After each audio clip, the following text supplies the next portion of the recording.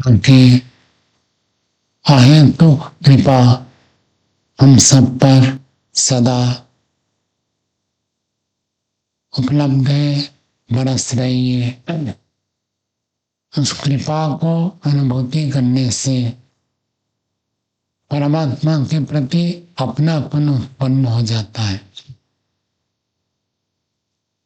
जब परमात्मा के साथ हम अपनापन बना लेते हैं, साधना आध्यात्मिक उन्नति सरल हो जाती है। प्रभु मेरा है और मैं प्रभु का हूं, ऐसी अनुभूति आवश्यक हो जाता है। प्रभु मेरा है ऐसे क्यों हम सोचें, क्योंकि प्रभु हमारा उपकार करते हैं, कल्याण करते हैं। जितना हित, जितना उपकार प्रभु करते हैं और कोई नहीं करता है। तो जो अपना होता है वही उपकार करता है, जो पराया होता है उपकार नहीं करता है। सामान्य रूप से किसी मनुष्य को कोई कष्ट हो तब भी दूसरा मनुष्य सहायता करता है तो कुछ अपनापन रहता है। जब अपनापन रहता है, मानविकता की दृष्टि से व्यक्ति दूसरों की सहायता करता है। संसार में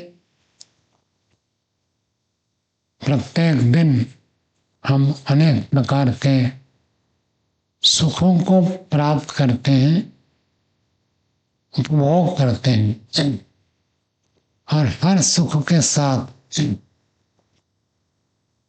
प्रभु की कृपा को जब हम अनुभव करते हैं तो प्रभु के साथ अपनापन बन जाता है। छोटा बच्चा जन्म होता है, घर में माता पिता भाई बहन इनके साथ स्वतः उसका अपनापन हो जाता है। क्योंकि जैसे ही बच्चा पैदा होता है थोड़ा थोड़ा उसको ज्ञान होता है, हम देखते हैं सब लोग मेरा उपकार करते हैं, लोगों से मुझे सुख प्राप्त होता है, तो उनके साथ अपनापन हो जाता है। ऐसे ही जब हम सब सुखों के साथ परमात्मा की कृपा को अनुभव करेंगे, तो परमात्मा की कृपा से मुझे यह सुख मिल रहा है, परमात्मा के साथ अपनापन उत्पन्न होता है। साधु संत महापुरुष तो यहाँ तक कहते हैं, एक एक श्वास हम परमात्मा के कारण से प्राप्त करते हैं। तो प्रत्येक श्वास में प्रभु का धन्यवाद, प्रभु के प्रति कृतज्ञता उत्पन्न होना चाहिए। पूरा जो दिन भर प्रभु को स्मरण रखते हैं, कृतज्ञता का भाव बनाए रखते हैं, और तो सिद्ध पुरुष होते हैं। और अभिप्लवा विवेक ख्याति में युक्त रहते हैं। ऐसा न हो तो जब जब हमको अवसर मिले हम प्रभु के उपकार को स्मरण करें और उसको क्रियात्मक रूप से संबंध बनाएं। श्वास लेते समय एक बार तो सोच सकते, दिन भर नहीं सोच पाते। प्राणायाम करते समय प्राण को रोकते हैं, हम कब तक रोकते हैं? जब तक छटपटाहट न हो जाए। हम छटपटाहट होता है तो फिर प्राण को ग्रहण करते हैं। हम उस समय अनुभव करना चाहिए कि जो प्राण है, जो शुद्ध वायु है, जीवन का आधार है, वो मैंने नहीं बनाया, अपने आप नहीं बनाया, परमात्मा के कारण से मैं प्राप्त कर रहा हूं। कोरोना के समय ऑक्सीजन की कितनी कमी हुई, अभाव हुआ, तो व्यक्ति ऑक्सीजन का महत्व समझा। लेकिन वो ऑक्सीजन परमात्मा प्रत्येक दिन हमको प्रदान करते हैं। हम मनुष्य उसमें विकृति उत्पन्न करते हैं, वातावरण को दूषित करते हैं। शुद्ध वायु परमात्मा प्रदान करते हैं। परमात्मा दूषित वायु प्रदान नहीं करते, हम शुद्ध वायु को ग्रहण करते हैं। तो परमात्मा के प्रति कृतज्ञता का भाव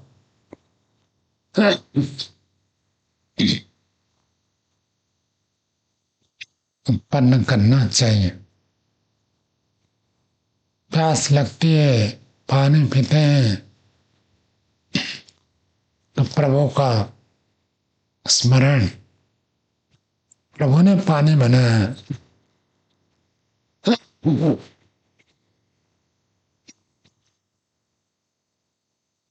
आपने और हमने नहीं बनाया।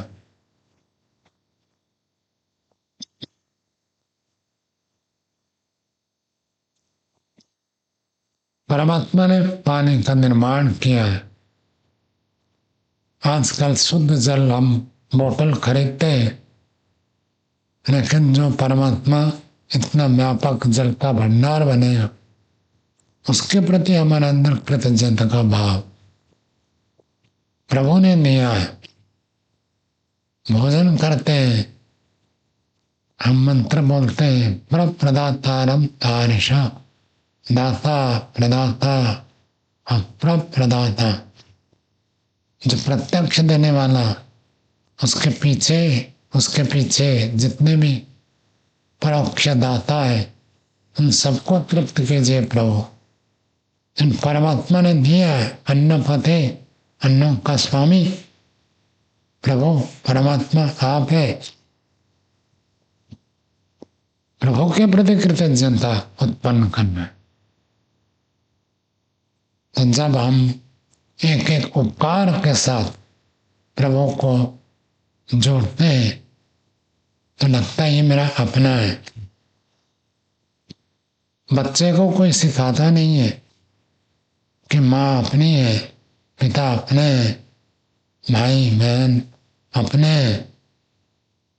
वो स्वतः उनके साथ व्यवहार करता है तो अनुभव करता है।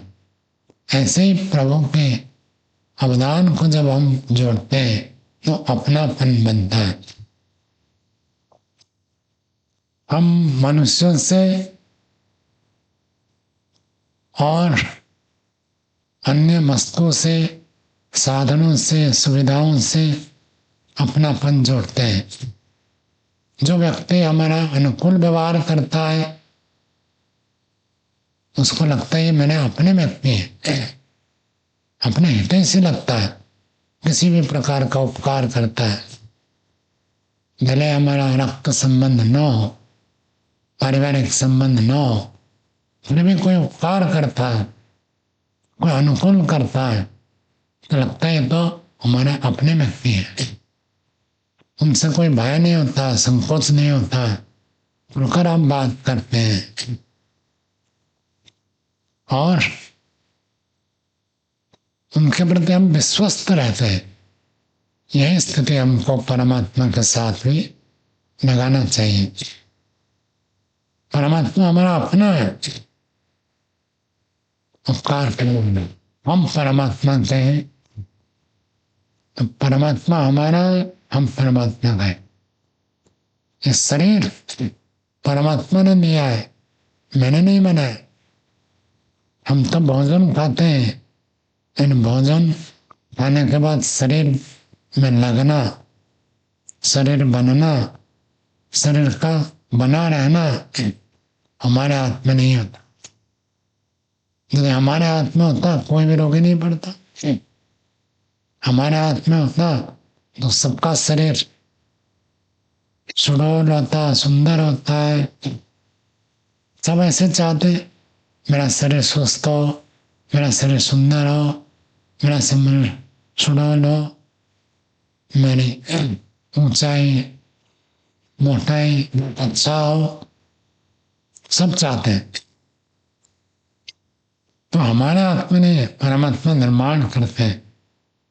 हमारा कर्म, हमारा प्रारब्ध सब इसमें काम करता है, लेकिन निर्माण करता तो परमात्मा।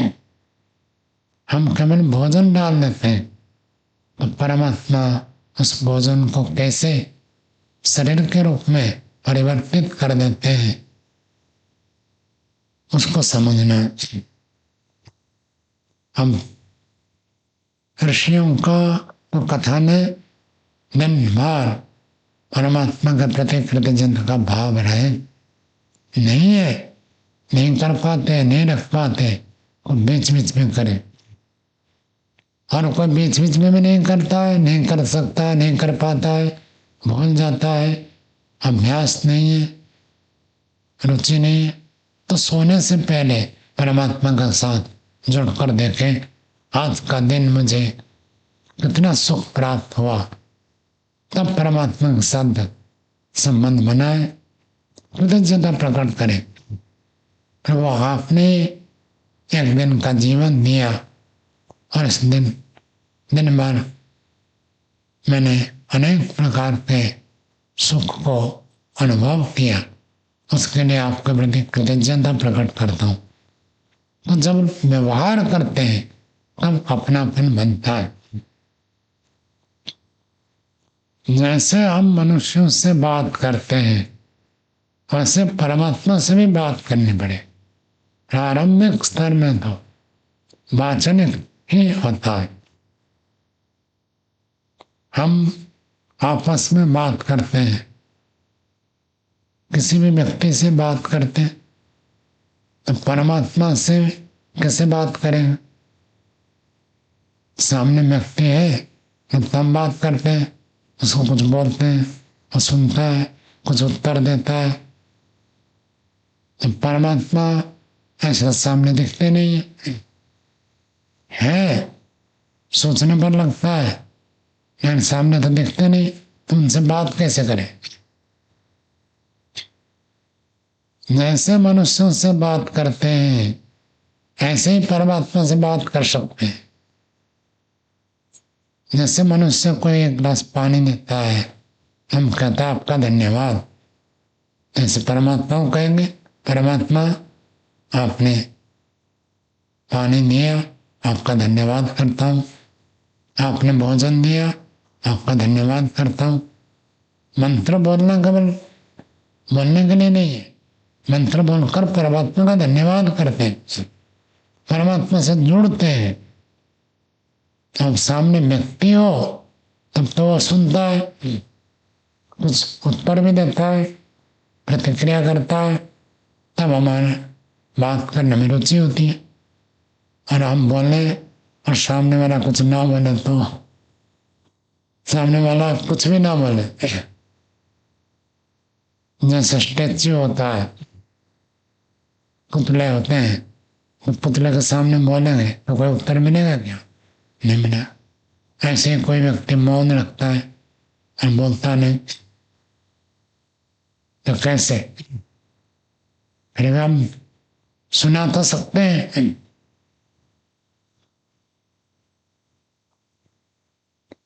वो नहीं बोलता है, लेकिन हम बोले तो सुन तो सकता है। अब कोई व्यक्ति ध्यान में बैठा, अब आए, आप वो पूछोगे तो वो तो उत्तर देगा नहीं, वो ध्यान में बैठा है, लेकिन आप सुना तो सकते हो। हाँ, कोई समाधिस्थ हो जाए तो उसको सुनाई नहीं देगा, लेकिन सामान्य हो, केवल जप कर रहा है, ध्यान कर रहा है, तब तो सुनाई देगा। तो कभी कभी ब्रह्मचारी जैसे एक दिन का मौन रखते हैं, कोई 3 दिन का रखता है, अब उसको वो नहीं बोलेगा, लेकिन हम तो बोल सकते हैं।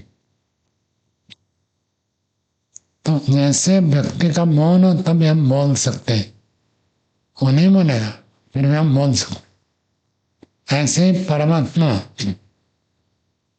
अंदर से उत्तर देता है, बाहर उत्तर नहीं देगा, बोलेगा नहीं, लेकिन अंदर उत्तर देगा।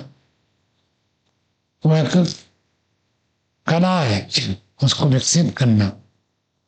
नहीं तो व्यक्ति केवल शब्द शब्द में घूमता है, चाहे गायत्री मंत्र हो, संध्या के मंत्र हो, यज्ञ के मंत्र हो, शब्द में घूमता है।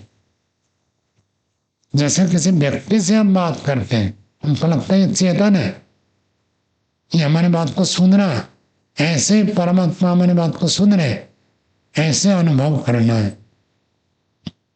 और अनुभव करके वास्तव में सत्य है, कल्पना नहीं है कि परमात्मा सुन रहा है, हम कल्पना कर रहे हैं, ऐसी बात नहीं है। वो सत्य है, यथार्थ है। उस वास्तविक रूप से उसे परमात्मा से प्रार्थना करनी है।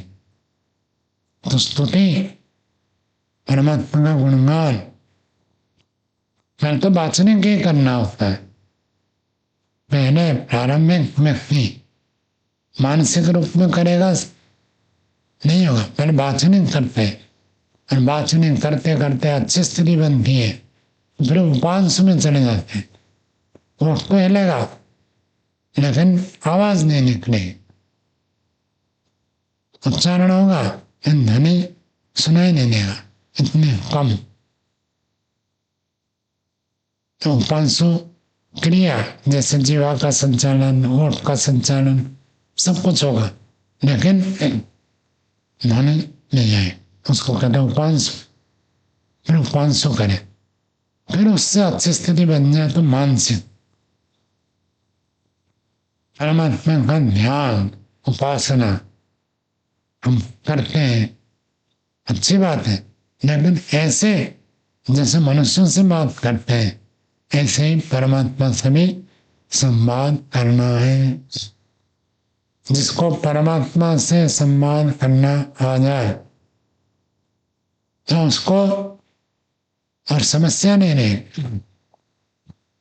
परमात्मा को पूछेंगे तो परमात्मा फिर भी देते हैं। उस स्थिति में हमको पहुंचना पड़ेगा, चित्त को जब राग द्वेष से हटाकर शांत करके तभी परमात्मा का उत्तर प्रकट होंगे। जैसे पानी स्थिर है तो उसमें प्रतिबिंब दिखता है, और पानी हिल रहा है तो उसमें प्रतिबिंब नहीं दिखता है।